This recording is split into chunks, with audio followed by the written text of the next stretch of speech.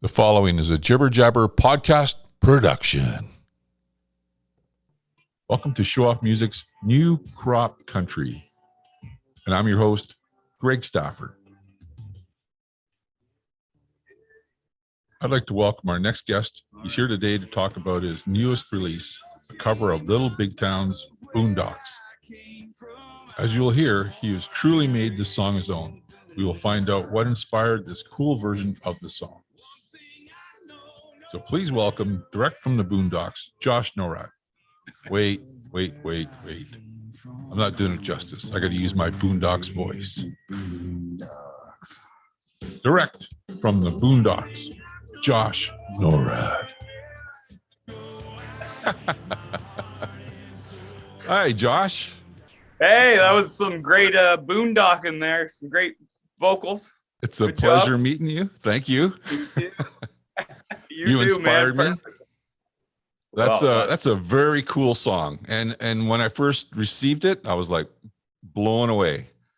Wow. I wasn't too familiar with the original. And right. I know it's a staple of country, but I then listened to the original, and then I started noticing that you put a little bit of Canadian switch ups in there. Right. Yeah. Well, I mean, I've gone I've even traveled down, Tennessee, different places, and a couple of things I've still yet to find is Honeysuckle and Old Camp Creek. And I was just thinking, if I don't know where it is, then there's probably lots of other people that don't know where or what that is. And so I just thought, how can we make this a little bit more about home? The whole song Boondocks, which I think the original writers will probably even attest to, is about where you're from being a part of who you are. So I just thought it would only do the song justice to add a little bit of where I'm from into the song. So that just happens to be maple syrup and maple trees and the Miramichi River, world famous salmon fishing river. So. And the salmon hole, right? Right, the salmon hole, crawfish. Yeah, our family owns a hunting and fishing camp, and we fish salmon at that camp. So it just seemed like the right thing to do. Atlantic salmon. I'm from originally from Alberta, northern Alberta, but I spent many number of years on the west coast. A good friend of mine used to take me salmon fishing, but I don't remember ever catching a salmon. I think we caught rock cod or something. Yeah, there's a lot of. Never caught a salmon, but well, I know where you can go. Come on out and we can hook you up. So you're as part of where you're from in New Brunswick, you said along the Miramichi River. Is that right? Is that how you pronounce it? River. That's it. Yeah, Miramichi. It's a world famous salmon fishing river. It's definitely one of the top in the world. And we are all very proud of that. And it's kind of one of those things that you wear like a badge. We love our river. It's part of who we are.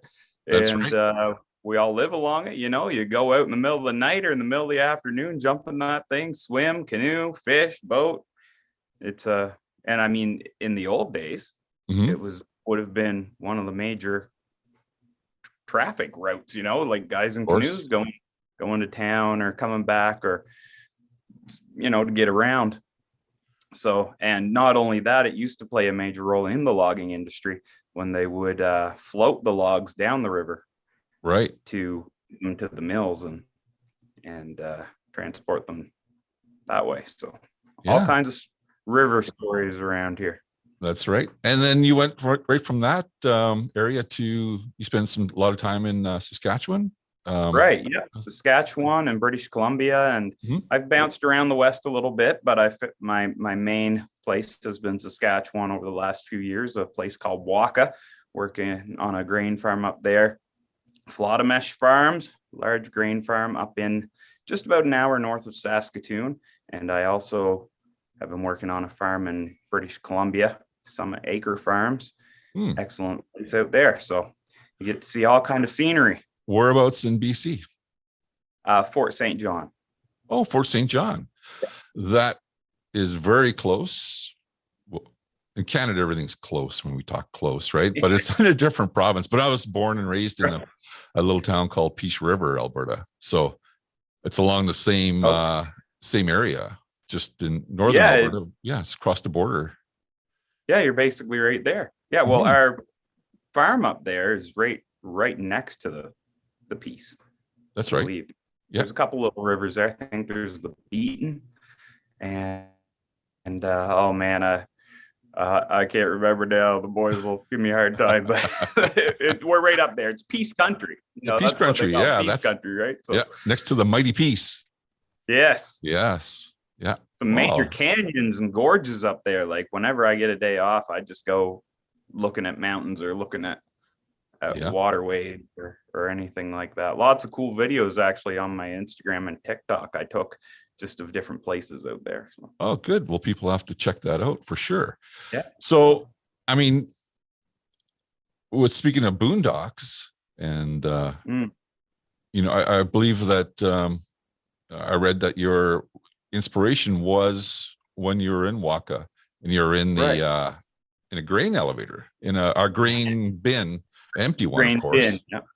And so for anybody who wouldn't know, just basically what we would probably call a silo, just where you put your grain for storage. And so the bin had been empty. Well, it was full, sold it. But so on my way out of the yard that last spring, I jumped in the grain bin and it's so echoey and nice to sing in there. So I thought, I'll take a video, and Boondocks just kind of popped into my head. So I sang it and I tried to, drag it out a little bit. And when I was done, I thought, wow, this song really relates to my situation out here. Even though I'm out here, I still love home, and I can't wait to get home and spend my summers home, and just, the trees and the woods. And it's two different worlds. It really is. It's almost like being on another planet. So, and I love the West too. It's great, but home's where the heart is. That's right. So it's just, it breathes through me, and to have that Boondocks song really connect with me on that level. And not only that, but I had a tremendous response from the grain bin video, and people were asking me to do it. So we kind of went from there. Well, we were trying to get some original stuff out. Sorry, go ahead. No, I was going to say, I'll let you keep talking, but I actually got a little clip to share with everybody, but I do encourage them to check out your videos on YouTube. I mean, you must have got a great response. I mean, the ambience in that, is that the right word? Yeah, that the reverb in the bin was amazing. So you on a phone? How did that happen? Yeah, I just there's not many places to set a phone. I think there was like a bolt in the wall. I perfectly balanced it. I actually tried. We had a large, bigger grain bin over there, a 50,000 bushel bin. But when I got inside of that to sing, it just echoed way too much. You couldn't even tell what I was saying because the echo was just actually probably louder than my voice. So then I got into one of the 8,000 bushel bins, and it seemed to have the right echo. So I said, all right, we're going to do it. 8,000. That looked huge in the video. I can't imagine what the other one was. That'd be like in an arena or something. That's a huge bin. I can't remember the exact dimensions, and I'm pretty sure it was pushing 50 feet diameter. Wow. And then let's give it a quick listen, and so people can hear what we're talking about. I feel no shame. I'm proud of where I came from. I was born and raised in the Boondocks. And one thing I know, no matter where I go, I keep my heart and soul in the Boondocks. Fun times. Yeah, the production side of it all is I have a great friend, Chess Anthony, who I actually met through Hendrick at Soundcheck, and I ended up meeting up with him at Bud's on Broadway in Saskatoon. Excellent. I know that, really. Yeah. Yep. So he was playing there one night and I went in and just, we hit it off right from the start, chatting, hanging out, did a little bit to intro his set, and then they took over. Him and Tanner Olson were actually playing that night. So once listening to Chess's music, I was just like, wow, this guy has an amazing voice and an amazing sound. And it really, he has a studio at his place in Saskatchewan. Mm-hmm. So I'm usually working with Jason Berry, producer, guitar player for Dean Brody's band. Him and I are almost neighbors here on the Miramichi. And so we do a lot of work together. But we were having a little bit of a struggle with COVID and everything. And I was also having a struggle to get an original song written that I felt would be, where the next song. Once the fall came around and I left the farm, I called Chess and I said, listen, man, let's do this Boondocks song.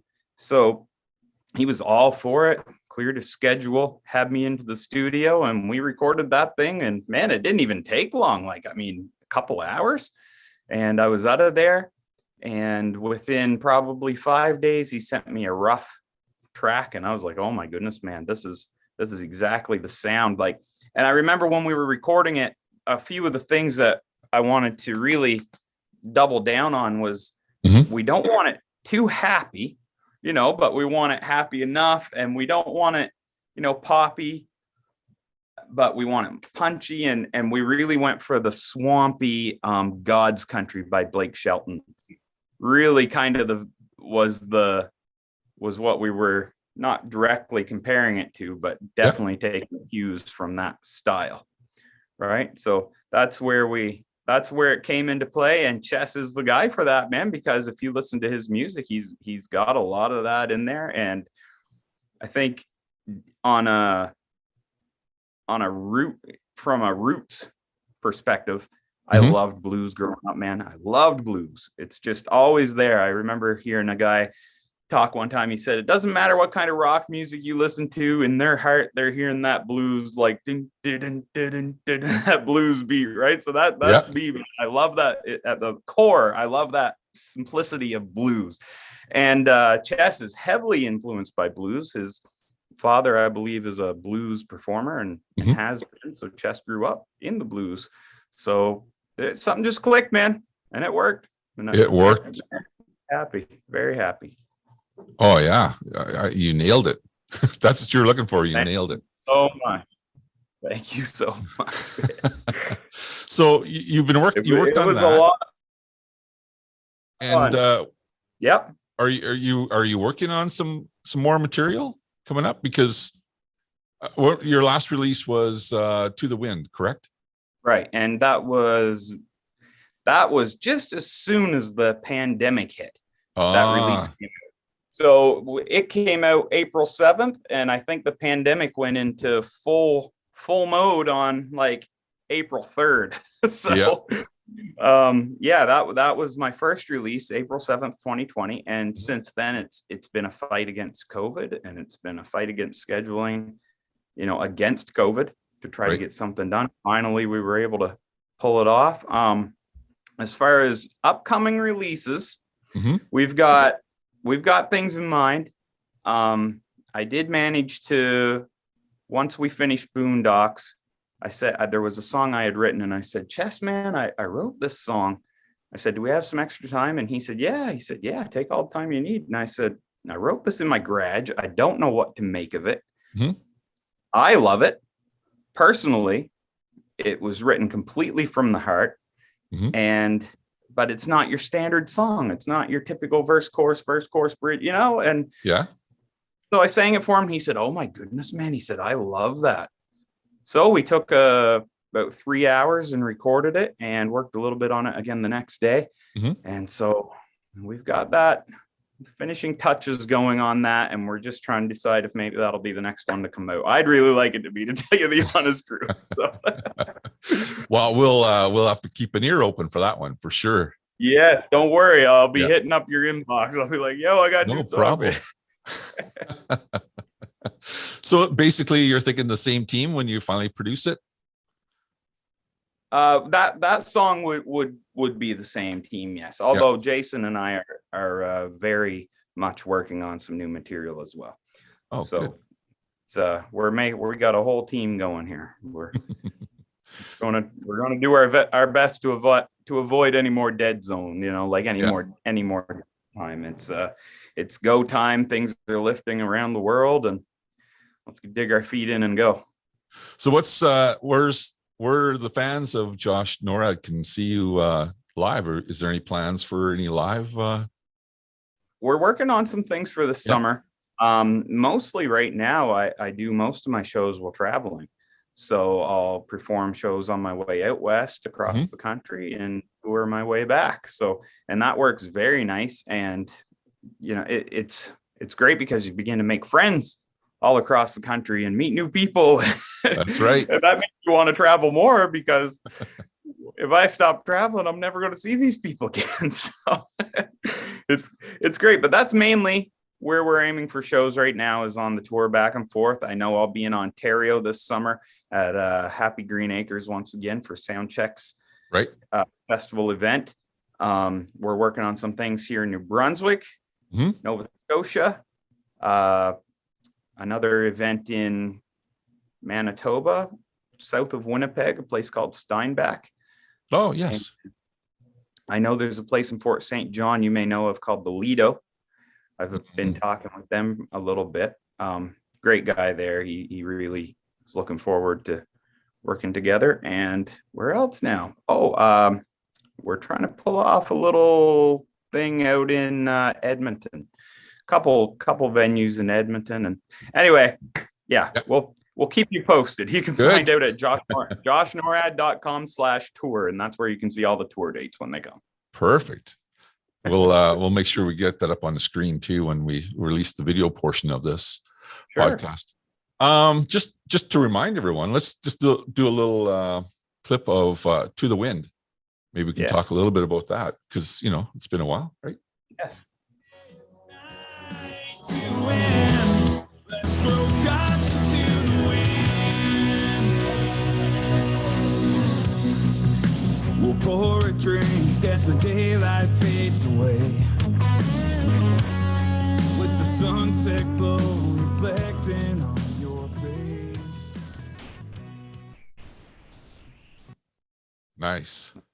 That's it. Yeah. So what inspired that song? That song was written by Doug Fulkins and James Hopp.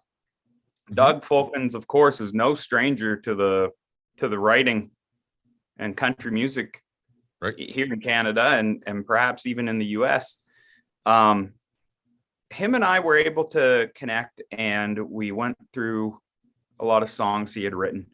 And I've been listening. Then all of a sudden I heard the demo for that song, and goosebumps head to toe, and I was just like, that's it. Like, it doesn't even matter if I like the song at this point. I got goosebumps, man. So we're recording it. Goosebumps don't lie. Goosebumps don't lie. Right?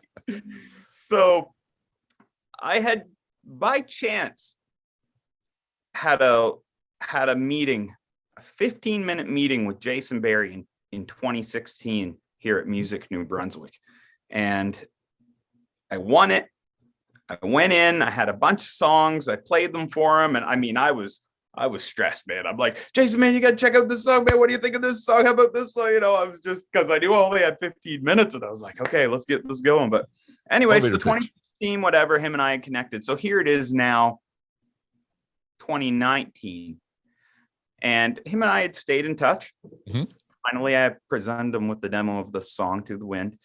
And we were both ready to work on this thing. So we got it going. We did the tracking in August, and I went back out west. Once I got home from out west, started making plans for the release, which came April 7th, 2020. He was kind enough to make a few connections for me, and we were able to pull Dean Brody's band in to feature on the song, which was so awesome to work with those guys and be able to meet them and hang out and personally thank them. It was great, excellent of course, excellent musicians, top caliber in the country. They're doing some of the biggest stuff, and but humble and great guys all around. That's and fantastic. So we were able to release the song, and I remember I had never released a song before, man. Mm-hmm. Oh. I'm just going hard. I had released an album, but I didn't give it the kind of promotion, and I didn't give it the kick right at the time, because I just didn't. I was pretty new. Right. And so with this song, I thought, I even said before I did, I said, this song is gonna require me to really go all in on this dream. If I can either do it half, or I can do it all the way. And if I go all the way, this means I'm going to have to follow it up at some point, which turns out to be Boondocks, right? Right. But yeah, went all in, and the song in the first month got 30,000 streams, which is incredible for a first time release, independent artist. And we managed to get radio play across the country. Not every radio station, but many of them gave us an ear or a spin, or even we got on rotation at several radio stations. It was just amazing the response to that song.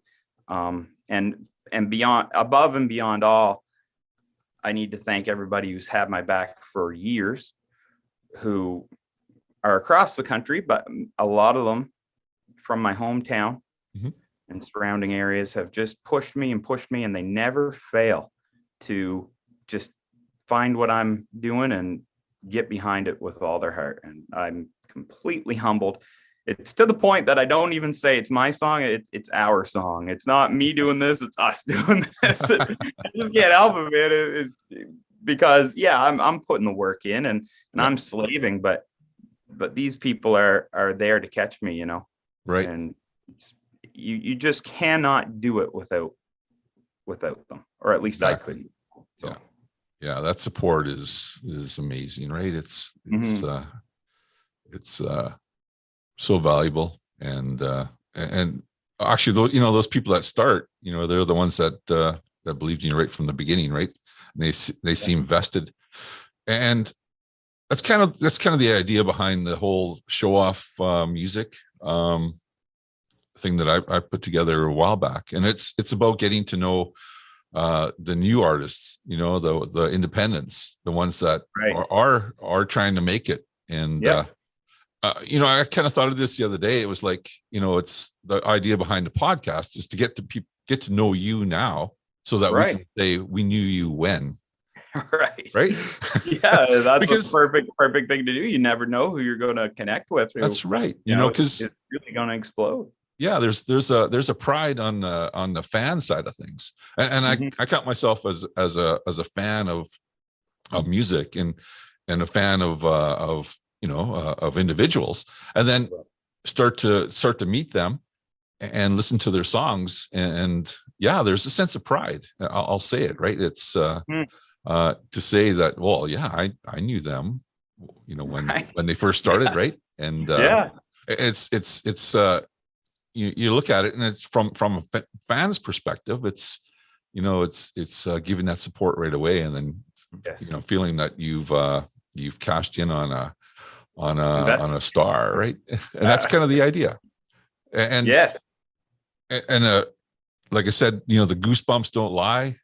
Huge goosebumps with your song. It was just, when it was sent over to me, I was just like, oh my God, because I'd heard the teaser a few times. And it's that growl, right? That's it gets me every time. Wow.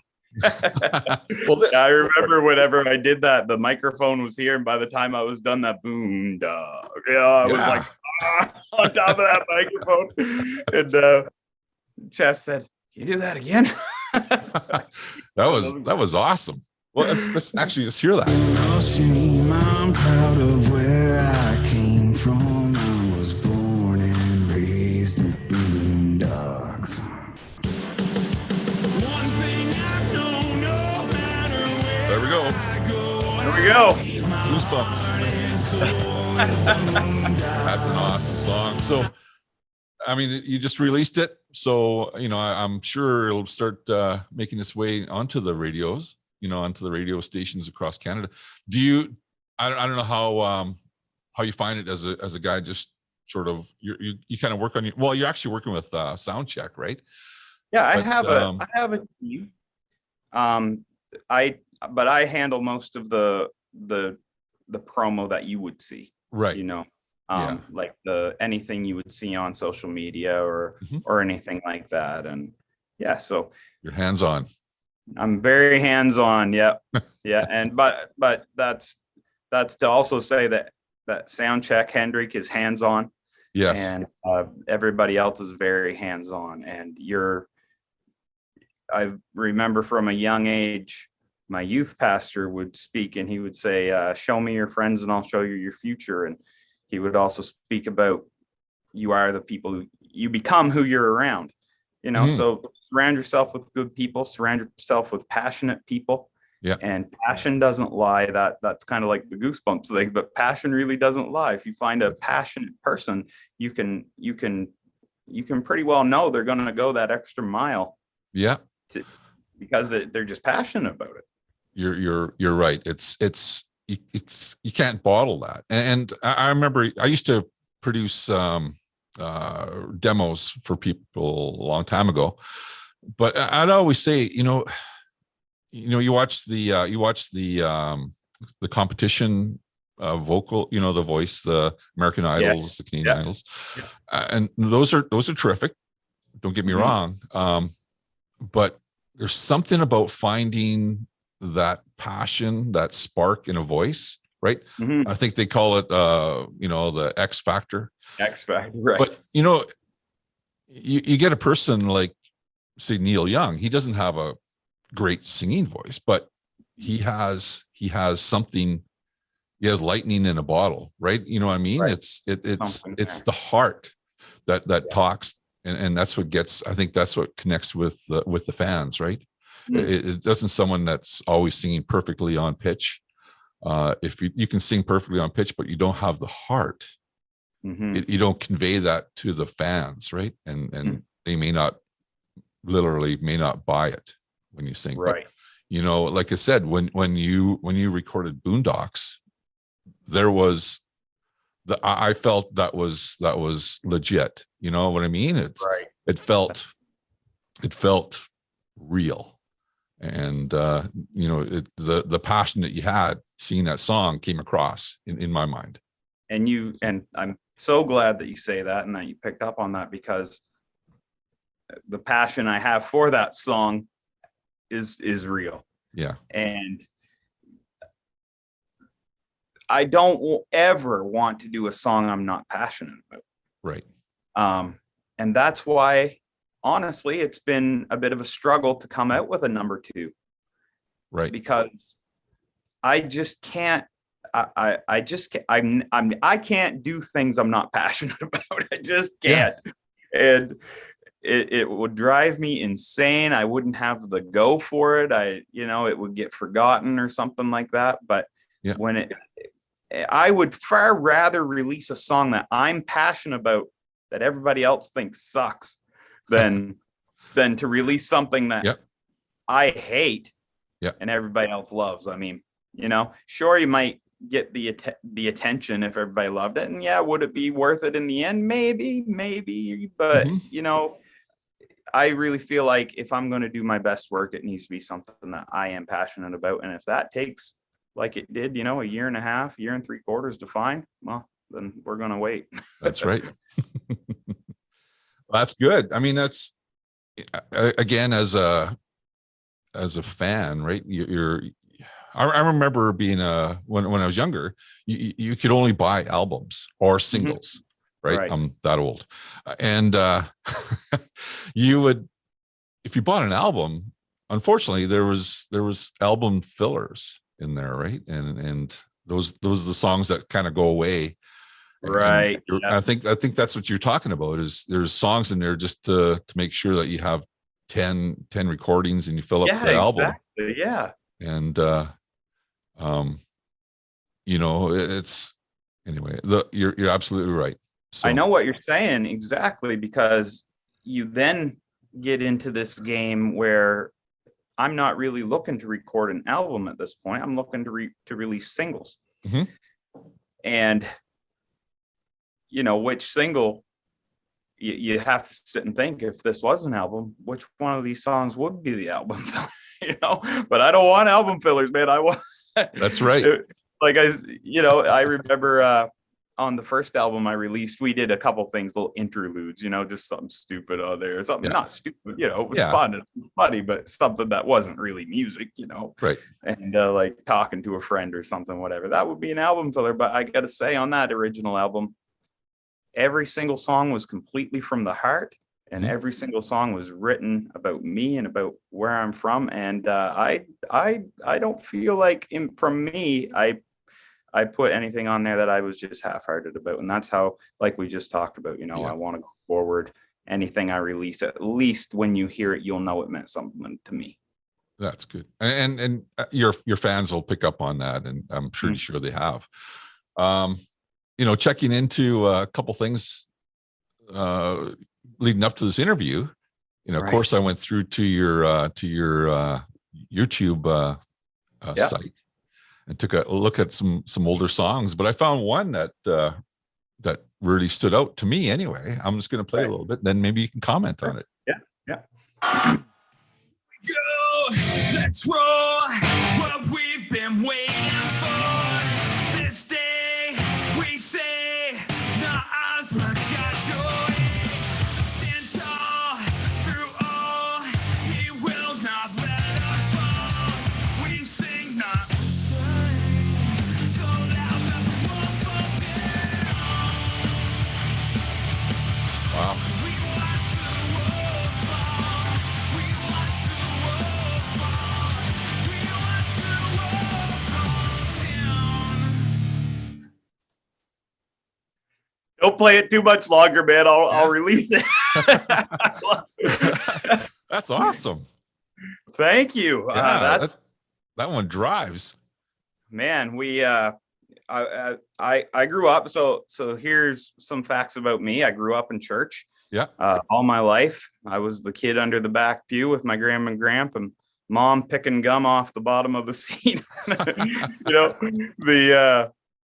and then I went into, once I left school, I went to college, and then I was working at a church, and I became the leader of the youth band.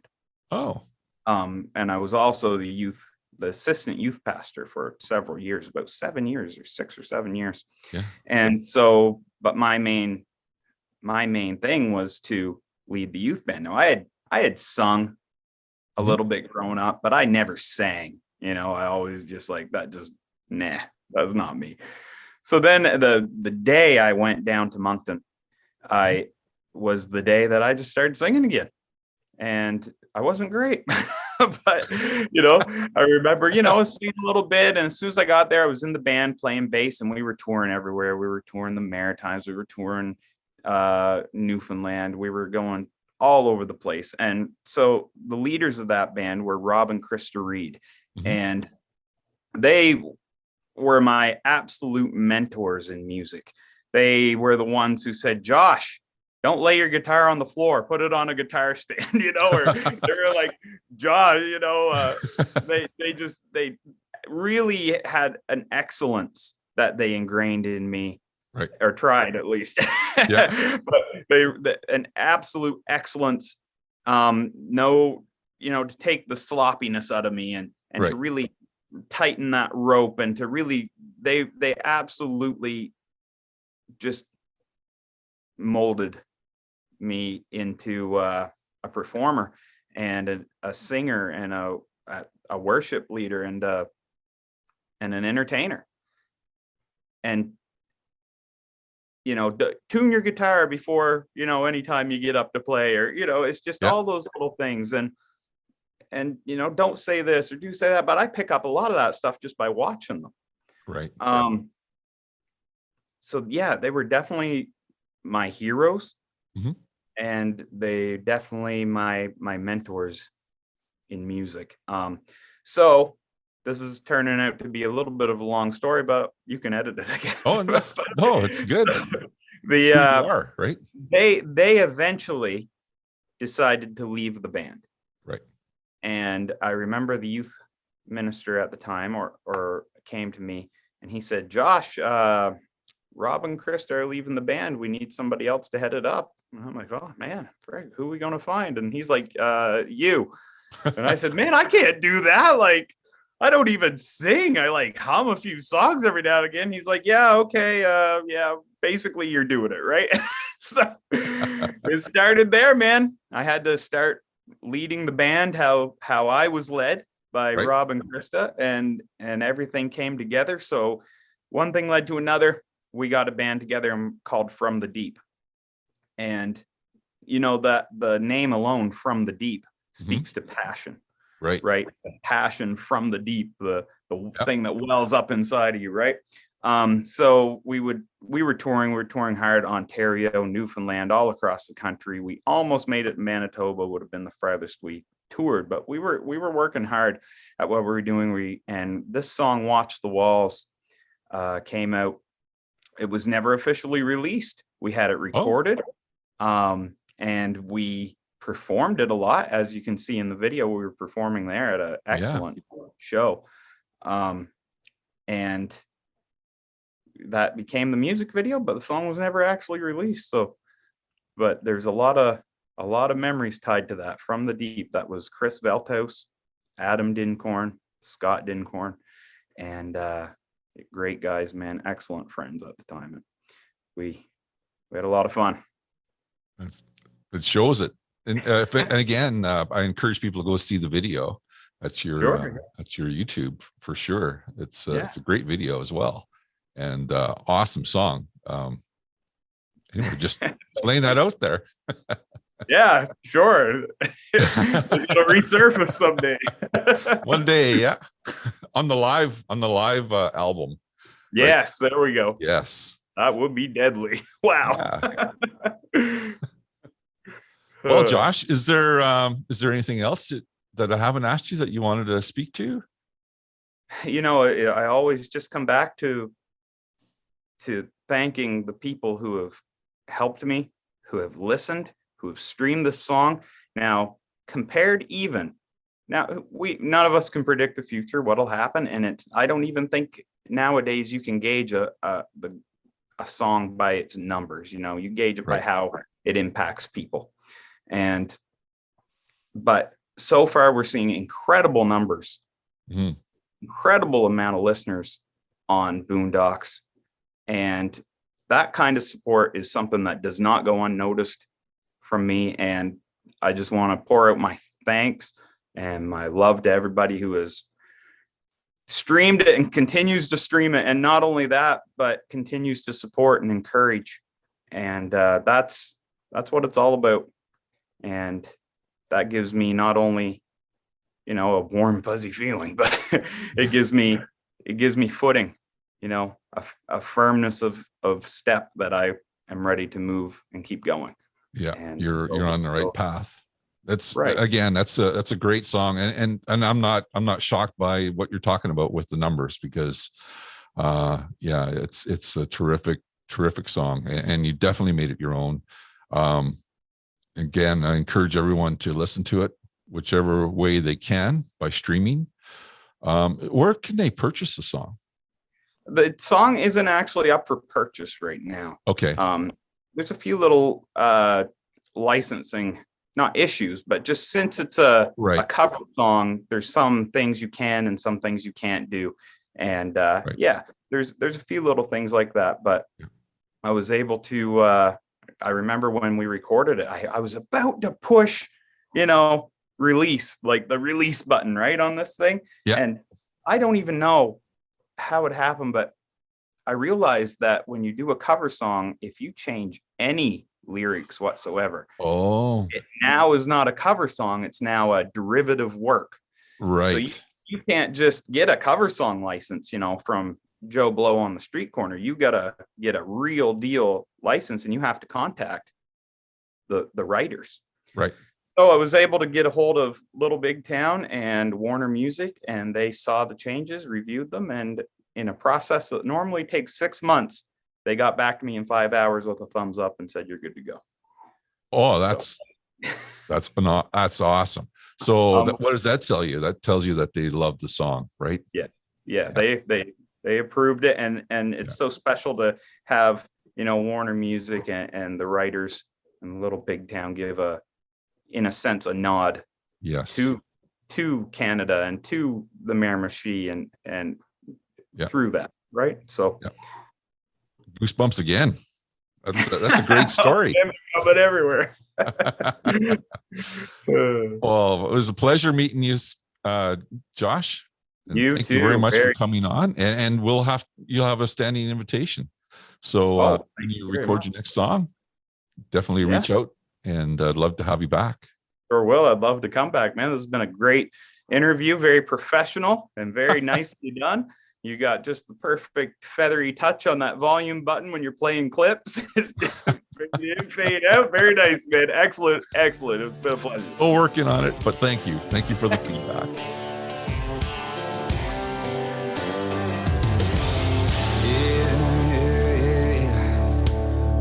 All right. I feel